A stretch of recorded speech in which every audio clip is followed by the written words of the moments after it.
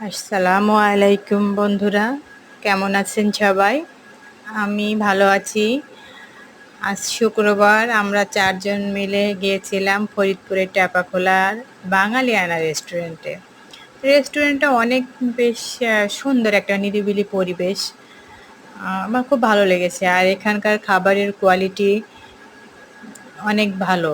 দামও রিজনেবল আছে। আর এখানকার ওয়েটারদের ব্যবহারটাও খুবই ভালো। বেশ অমায়িক ছিলেন তারা। আর খাবারের কোয়ান্টিটিটাও বেশ আমার কাছে ভালো লাগছে। আর সবচেয়ে ভালো লাগছে আমার এখানকার নিরিবিলি পরিবেশ। খুবই ভালো লাগছে আমার। আমার বাচ্চারাও অনেক খুশি এখানে এসে। শহর থেকে একটু দূরে হয়, এখানে কোলাহল মুক্ত।